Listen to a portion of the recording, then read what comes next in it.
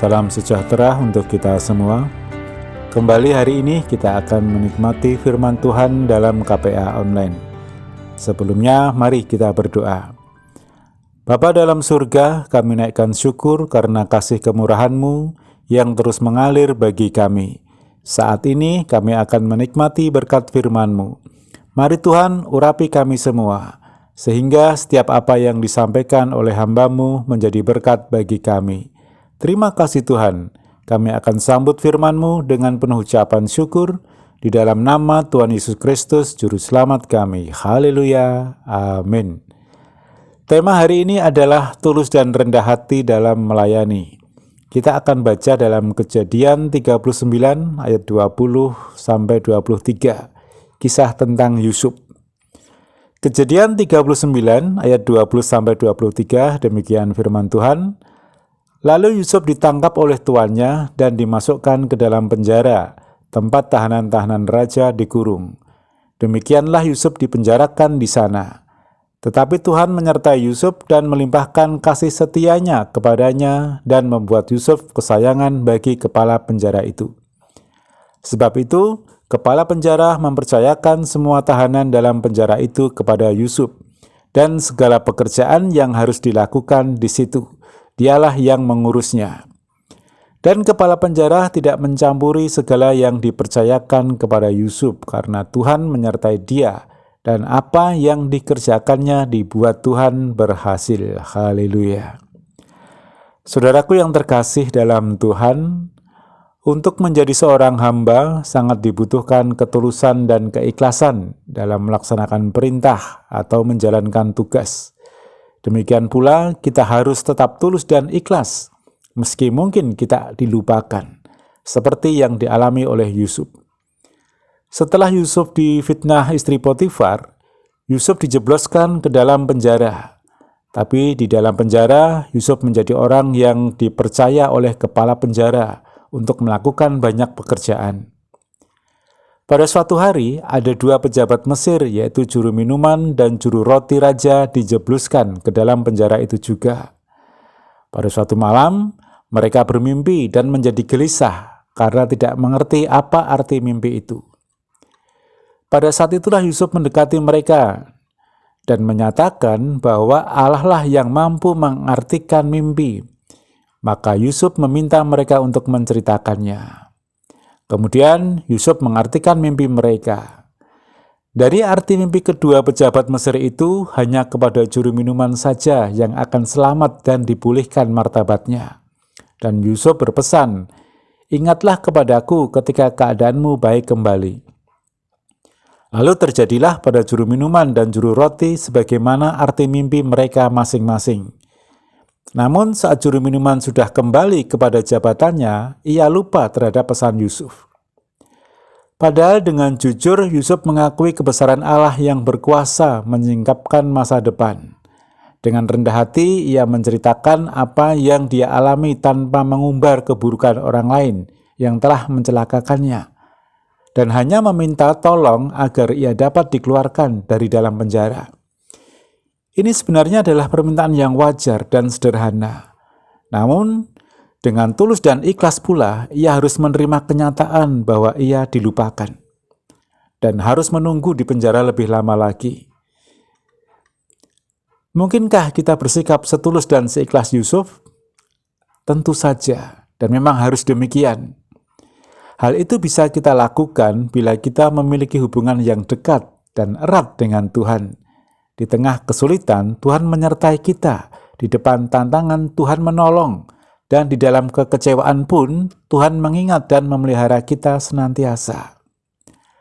Sebagai seorang hamba melayani, demikian pula lah kita semestinya menjalani hidup ini. 2 tahun telah lewat, Yusuf meminta juru minuman untuk mengingatnya. Selama 2 tahun, ia masih menunggu di dalam penjara. Hingga ada yang mendapat mimpi lagi, dan orang itu ialah Fir'aun, sang raja Mesir. Sesuatu yang mustahil tampak dalam mimpi. Di tepi sungai Nil, 7 lembu kurus memakan 7 lembu gemuk, dan 7 bulir gandum kurus menelan 7 bulir gandum bernas. Semua ahli sihir Fir'aun dibuat bingung. Di tengah kebingungan itu, barulah kepala juru minuman teringat kepada Yusuf dan menceritakan sebagai penafsir mimpi. Begitu Yusuf dibawa menghadap, Fir'aun menceritakan perkaranya dan berharap agar Yusuf dapat mengartikan mimpinya.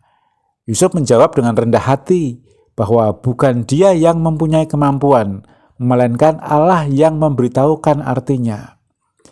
Lalu Yusuf menyampaikan bahwa mimpi itu menunjukkan 7 tahun kelimpahan yang akan diikuti oleh 7 tahun kelaparan.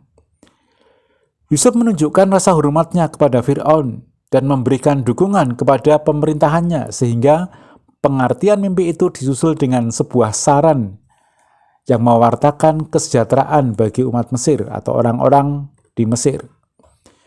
Dan atas persetujuan Fir'aun, orang yang berakal budi dan bijaksana agar diberi kuasa untuk memimpin pengumpulan hasil tanah selama bertahun-tahun kelimpahan dan persediaan untuk tahun-tahun kelaparan. Maka Mesir tidak akan kehabisan makanan dan hidup rakyat pasti akan terpelihara. Begitu besar kesempatan untuk Yusuf menjadi tinggi hati. Setelah akhirnya ia dikeluarkan dari penjara, ia bisa saja memamerkan pengetahuannya di depan Fir'aun dan menonjolkan diri sebagai orang yang bijaksana, yang patut dipuji. Namun, nama yang ia muliakan ialah Tuhan. Dalam mengartikan mimpi pun, Yusuf berbicara sebagai seorang hamba. Kita memiliki hikmat dari Tuhan, tetapi bisa muncul rasa superior di dalam diri kita. Tetapi kita mesti sadar diri dan tulus ikhlas dalam melakukan segala sesuatu. Saat kita berkesempatan untuk berjasa pun, kita tetap hamba yang rendah hati dari Tuhan yang Maha Tahu. Saudaraku yang terkasih, sungguh sangat luar biasa kisah Yusuf ini. Seorang hamba yang mampu melakukan pekerjaan yang sangat luar biasa, baik saat di rumah Potifar, saat di dalam penjara, apalagi saat menjadi orang nomor 2 di Mesir setelah Fir'aun. Tetapi dia masih menyebut dirinya sebagai seorang hamba. Dia dengan tulus ikhlas melayani Fir'aun, melayani rakyat Mesir dengan baik, sehingga rakyat Mesir terpelihara, meskipun ada banyak kelaparan. Mari saudaraku, dari kisah ini kita belajar menjadi seorang pelayan yang tulus ikhlas di dalam melayani, di dalam menjalankan tugas, dan dengan rendah hati saat kita melayani Tuhan. Dan biarlah nama Tuhan yang dipuji dan dimuliakan di dalam kehidupan kita ini. Haleluya, amin. Demikianlah firman Tuhan hari ini. Mari kita berdoa. Bapa dalam surga, kami mengucap syukur atas firman-Mu, mengajarkan kepada kami agar setiap apa yang kami kerjakan dan yang kami hadapi, kami dapat menerima dan melakukannya dengan tulus dan ikhlas, dan dengan rendah hati saat berhadapan dengan siapapun. Tetap mengakui bahwa semua yang dapat kami kerjakan itu karena hikmat dan kekuatan serta penyertaan dari Engkau Tuhan. Terima kasih Tuhan atas firman-Mu. Kami berdoa untuk Ibu Gembala kami beserta keluarga besarnya, serta untuk seluruh sidang jemaat-Mu di Pelita Kasih dimanapun mereka berada. Berkati mereka semua Tuhan, berkati kekuatan dan kesehatan yang melimpah, berkati semua usaha dan pekerjaan mereka, berkati juga studi anak-anak mereka, cukupkan segala kebutuhan mereka Tuhan. Jadikan berhasil setiap apa yang tangan-tangan mereka kerjakan. Terima kasih Tuhan. Jika ada yang sakit, dalam nama Yesus Tuhan sembuhkan. Yang lemah Tuhan kuatkan. Yang susah Tuhan hiburkan. Yang sedang dalam pergumulan, tolong Tuhan turut campur tangan dalam kehidupan mereka. Terima kasih Tuhan atas KPA hari ini. Dan kami akhiri dengan pengucapan syukur di dalam nama Tuhan Yesus Kristus Juru Selamat kami. Haleluya, amin. Tuhan Yesus memberkati kita semua.